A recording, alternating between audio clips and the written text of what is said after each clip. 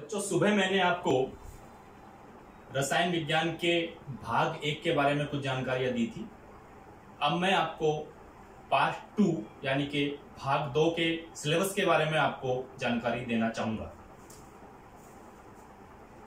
भाग 2 पार्ट 2 इसके अंतर्गत कार्बनिक रसायन, ऑर्गेनिक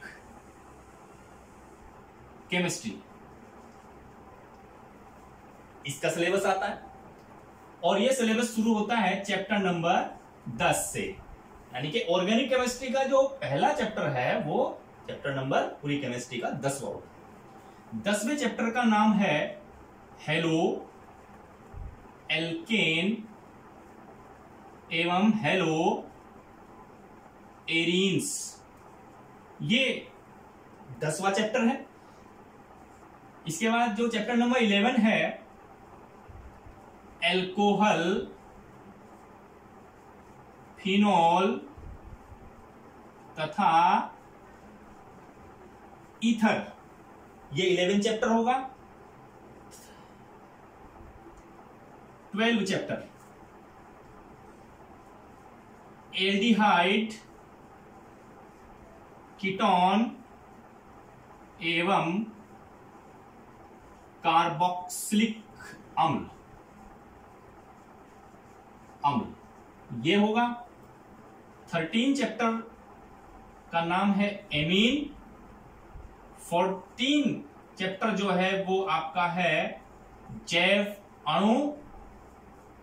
15 चैप्टर का नाम है बहुलक पॉलीमर्स और 16 जो आपका अंतिम चैप्टर रसायन विज्ञान का है वो है दैनिक जीवन में रसायन, केमिस्ट्री इन एवरीडे लाइफ। जैव अणु, बायोमोलिक्यूल्स, पॉलीमर्स और केमिस्ट्री इन एवरीडे लाइफ, ये आपका पार्ट 2 भाग नंबर जो 2 आपका है एनसीईआरटी के अकॉर्डिंग, ये आपका कार्बन रसायन का सिलेबस ये होगा। इसमें 1 2 3 4 5 6 7 टोटल 7 चैप्टर होंगे और ये आपका भाग 2 होगा। जैसे मैंने आपको सुबह भी बताया था कि भाग 1 और भाग 2 दोनों को मिला करके आपका पेपर एक ही बोर्ड के अंदर आएगा और पेपर आपका होगा 70 मार्क्स का। 70 मार्क्स का आपका थ्योरी का पेपर होगा और 30 मार्क्स आपके प्रैक्टिकल के लिए निर्धारित है। तो आइए बच्चों, अब मैं जो हमारा भाग 1 का चैप्टर नंबर 1 है उसको आज शुरू करते, इस वीडियो के माध्यम से शुरू करते हैं। उस चैप्टर का नाम है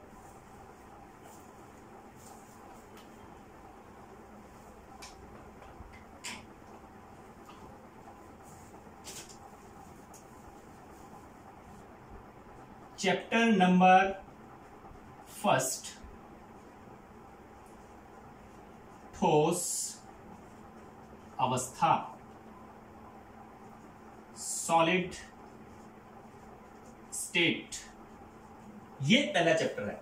आपको मैंने कहा था कि आप जब भी वीडियो देखें कॉपी और पेन लेकर के आपको अवश्य बैठना, ये आप ध्यान रखें। सॉलिड स्टेट, इस पे जल्दी से चलते हैं। सबसे पहले हम बात करेंगे पदार्थ या द्रव्य की। इसको इंग्लिश में बोलते हैं, आपको पता भी है, आप कक्षा 11 में इसको पढ़ चुके हैं, मैटर। पदार्थ या द्रव्य क्या होता है? मैटर किसको कहते हैं? हमारी प्रकृति में हमारे चारों ओर वे सभी वस्तुएं जिनमें 2 गुण विद्यमान होते हैं उन्हें हम पदार्थ या द्रव्य कहते हैं। वो 2 गुण कौन से हैं? पहला गुण, उस वस्तु में भार हो, कोई ना कोई इसमें द्रव्यमान होना चाहिए, भार होना चाहिए। दूसरा, वो स्थान घेरता हो। ये 2 गुण जिस वस्तु के अंदर भी हमारे आसपास की वस्तुओं के अंदर होंगे वो प्रत्येक वस्तु पदार्थ होगी।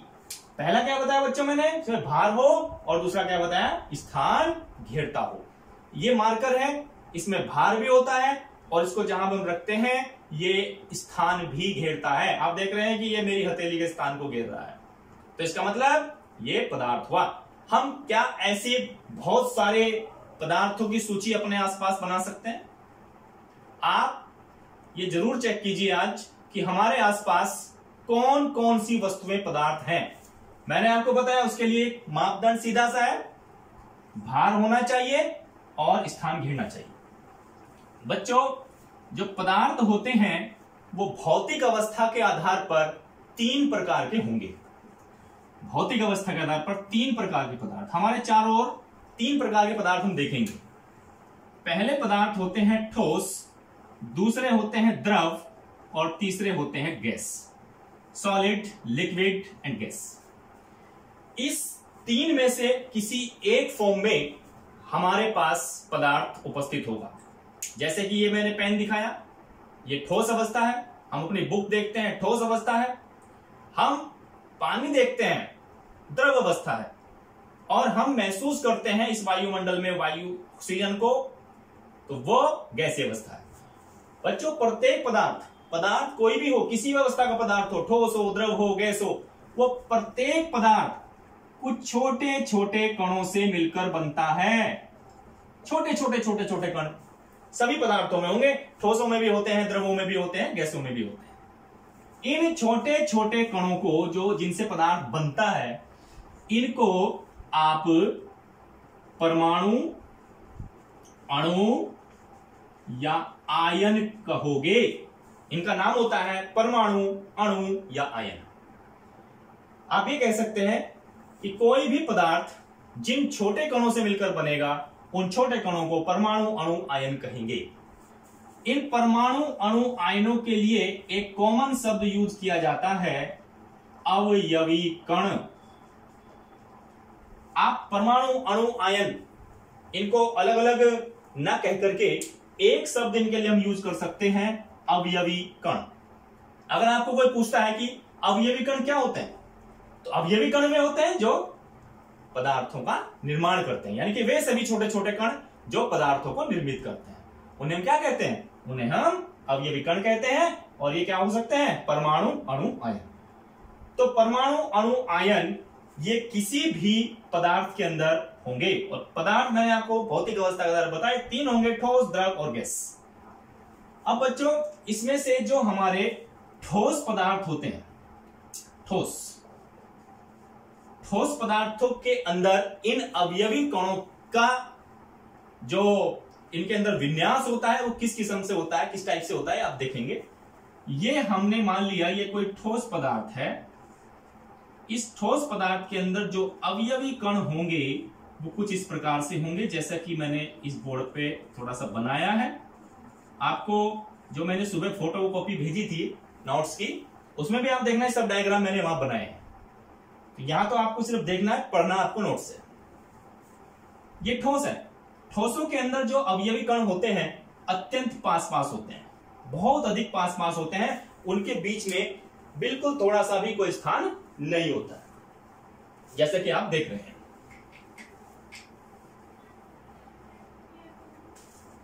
ये देखिए, ये ठोस है। इसके बाद जो द्रव होते हैं, द्रवों के अंदर ये कंडीशन थोड़ी अलग है। इसमें थोड़ा सा स्पेस मिलता है, ऐसे ये द्रव होगा। तीसरी कंडीशन मैंने आपको बताई, गैस। गैसों के अंदर जो अवयवी कण होते हैं ये अत्यंत दूर होते हैं, बहुत दूर होते हैं। तो ये आप देख रहे हैं, ये ठोसों की कंडीशन है, ये द्रवों की कंडीशन है, ये गैसों की कंडीशन है। अब आप ये देख पा रहे हैं कि हमारे चैप्टर का नाम क्या है? चैप्टर का नाम है ठोस अवस्था, सॉलिड स्टेट। यहां पर सिर्फ हमें इनका तुलनात्मक अध्ययन करना है, एक जानकारी प्राप्त करनी है। ठोसों के अंदर अवयवी कण कैसे रहेंगे, द्रवों के अंदर कैसे रहेंगे, गैसों के अंदर कैसे रहेंगे।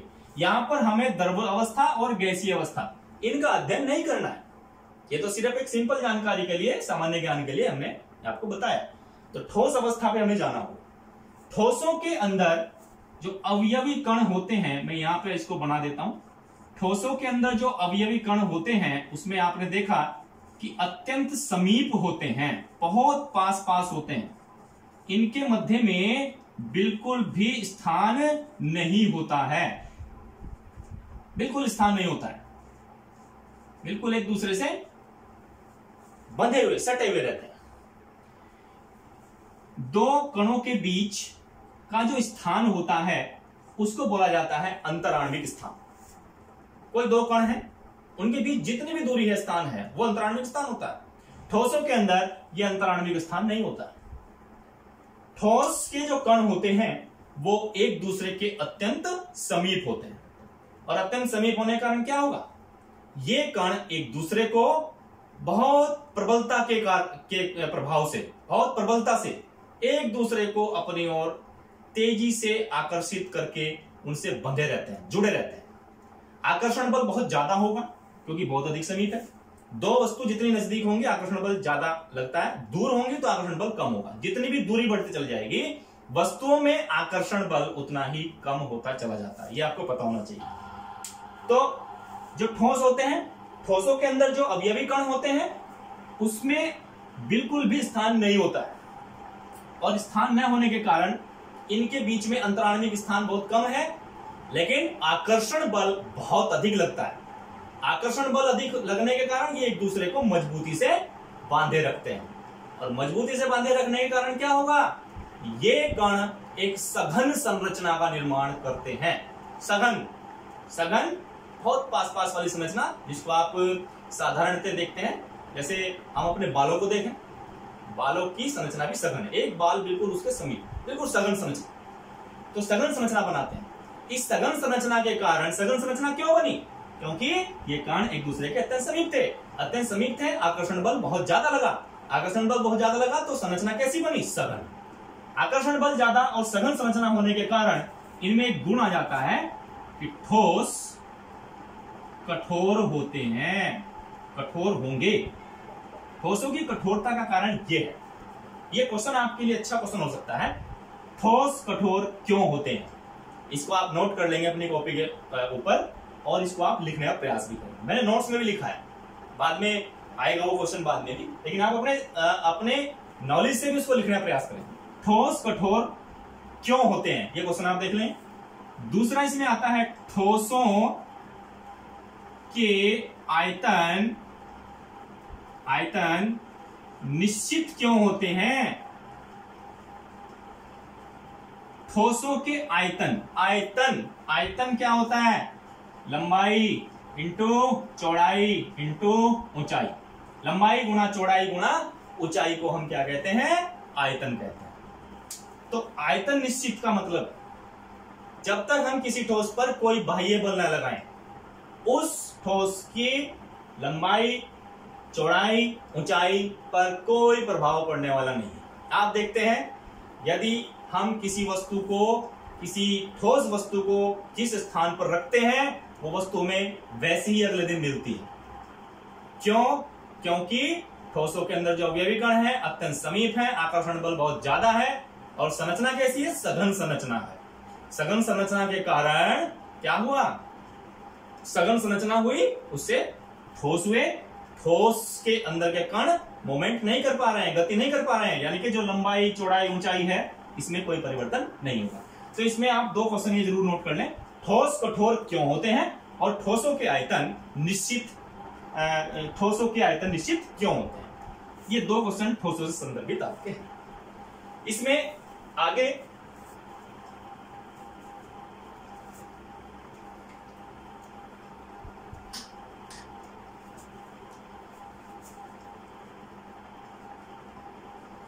ठोसों के प्रकार, टाइप्स ऑफ द सॉलिड्स, यहां से आपका बहुत मुख्य शुरू हो जाता है बोर्ड के हिसाब से, और ये बहुत मुख्य पार्ट है। बच्चों, ठोस मुख्यतः दो प्रकार के होते हैं। पहले क्रिस्टलीय ठोस, क्रिस्टलाइज्ड सॉलिड्स, और दूसरे अक्रिस्टलीय ठोस, नॉन क्रिस्टलाइज्ड सॉलिड्स।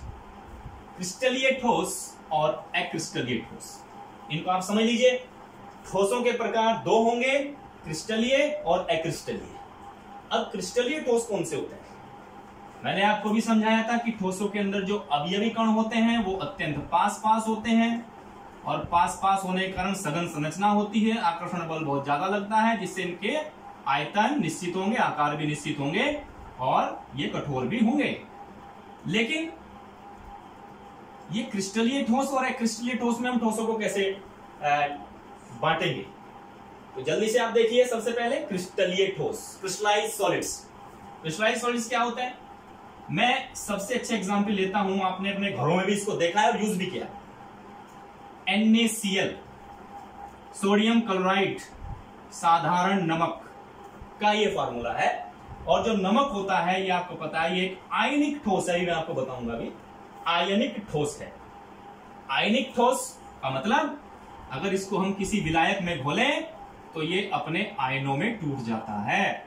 आयन जिसके ऊपर कोई पॉजिटिव या नेगेटिव चार्ज होता है, धन आवेश और ऋण आवेश जिसको होता है उसको हम आयन कहते हैं। परमाणु है, परमाणुओं के वे समूह जिन पर कोई आवेश पाया जाए उन्हें हम आयन कहेंगे।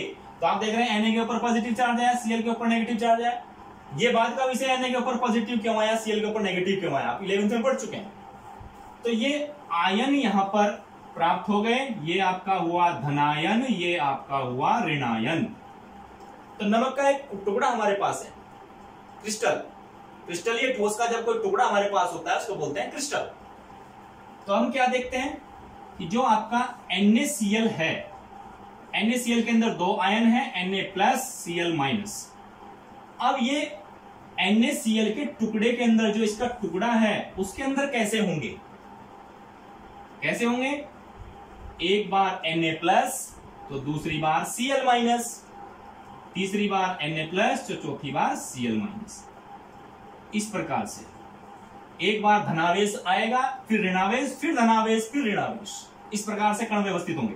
यहां धनावेश है तो इसके बराबर में ऋणावेश, यहां ऋणावेश है तो यहां पर धनावेश, ऋणावेश, धनावेश। तो बच्चों आप देख रहे हैं कि Na+ के बाद Cl- और Cl- के बाद जस्ट Na+। तो ये आयनों का एक निश्चित क्रम है। हम देख करके बताएंगे। अगर हम कोई कहे कि पहली बार Na+ आया तो हम ऑलरेडी बता सकते हैं कि दूसरी बार कौन आने वाला है, Cl-, और Cl- आया तो उसकी जस्ट बाद कौन आने वाला है, Na+। तो ये क्रम निश्चित क्रम है, इसको बोलते हैं निश्चितता। पहले से निश्चित है कि Na आया है, Na+ आया है तो Na+ के बाद Cl- आएगा। तो इस प्रकार से जो क्रम होता है वो निश्चित क्रम आपको दिखाई दे रहा है। जिन ठोसों में अवयवी कणों का इस प्रकार से निश्चित क्रम होगा, निश्चित क्रम पाया जाएगा, उन ठोसों को हम क्रिस्टलीय ठोस कहेंगे। तो क्रिस्टलीय ठोस कौन होते हैं? क्रिस्टलीय ठोस वे ठोस होते हैं जिनमें उपस्थित अवयवी कण एक निश्चित क्रम में व्यवस्थित होते हैं। जैसा कि NaCl के एग्जाम्पल में मैंने आपको बताया। तो Na+Cl-, Na+Cl-, Cl- है तो उसके बाद Na+, एक निश्चित क्रम होगा। जिन जिन यौगिकों में ये निश्चितता पाई जाएगी वो सब के सब आपके क्रिस्टलीय ठोस होंगे, और जिनमें ये निश्चितता नहीं पाई जाएगी वो सब के सब आपके अक्रिस्टलीय ठोसों की श्रेणी में चले जाएंगे।